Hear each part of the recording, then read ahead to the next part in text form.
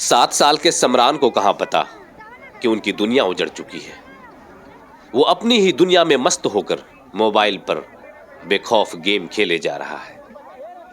उसे नहीं मालूम कि जो माँ उसे सुबह तैयार कर कर स्कूल भेजी थी वो अब वापस लौट कर नहीं आएगी।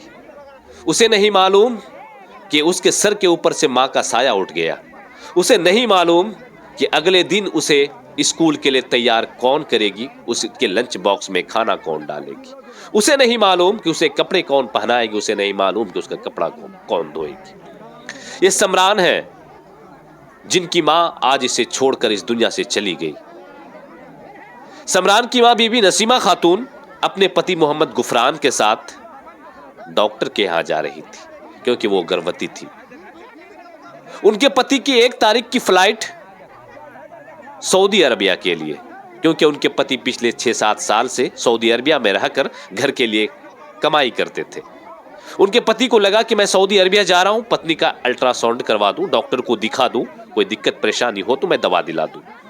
यही बोलकर वो अपनी पति बीबी नसीमा खातून को घर से लेकर निकलते हैं और अपनी बाइक पर बैठाते हैं। घर से महज आधे किलोमीटर की दूरी पर जब वो पहुंचते हैं तो साइड में, जैसा कि वो बताते हैं कि साइड में मैं धीरे धीरे जा रहा था, पीछे से एक हाईवा ट्रक आती है और हमें धक्का दे देती है, जिसमें उसकी पत्नी नीचे गिर जाती है और वो ट्रक से टकराकर उनके सर में गंभीर चोटें आती है और वो मौके पर ही खत्म हो जाती है। घटनास्थल पर ही उनकी डेथ हो जाती है। मोहम्मद गुफरान को भी चोट लगती है और तब वहां पर जो भीड़ जमा होती है, सभी के आंसू निकल गए कि एक साथ दो मौत। मैं 2 मौतें इसलिए कह रहा हूं कि एक बीबी नसीमा खातून की और दूसरी उसके पेट में पल रहे बच्चे की।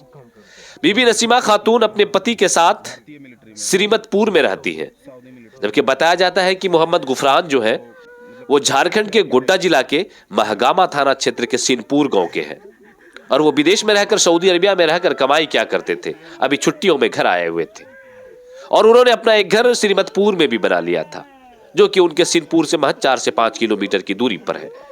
आज सुबह आज का दिन उनके लिए शायद एक ऐसा दिन आया कि जो उसकी जिंदगी में तहलका मचा कर चला गया, उसकी जिंदगी में भूचाल ला कर चला गया। रोते रोते मोहम्मद गुफरान जब आप बीती सुनाते हैं तो सभी का दिल पसीज जाता है। वहां पर खड़े हर एक लोगों की आंखों से जारो कतार आंसू निकलने लगते हैं और मोहम्मद गुफरान अपना दर्द बयान करते हैं। भीड़ बिल्कुल गमगीन हो जाती है और इस तरीके से आज सड़क दुर्घटना में एक महिला की जान चली जाती है। समरान उनका इकलौता बेटा, उनका इकलौता पुत्र, जिन्हें नहीं पता कि क्या कुछ हुआ है। उनके हाथ में मोबाइल वो गेम खेले जा रहा है। उन्हें नहीं पता कि भीड़ क्यों लगी है। शायद जब वो बड़ा होगा तब उसे याद आएगा कि आखिर उस दिन हमारे घर पे क्या हुआ था। जब वो कल सुबह सोकर जगेगा और अपनी मम्मी को ढूंढेगा तब पता चलेगा कि मेरी माँ के साथ क्या हुआ था। जब उसकी मम्मी की अभी डेड बॉडी पोस्टमार्टम के लिए जो गई हुई है वो वापस घर आएगी और लोगों का जारो कतार रोना होगा, लोग बेहिसाब उनके परिवार वाले रोएंगे, तब उन्हें शायद कुछ समझ आ जाए।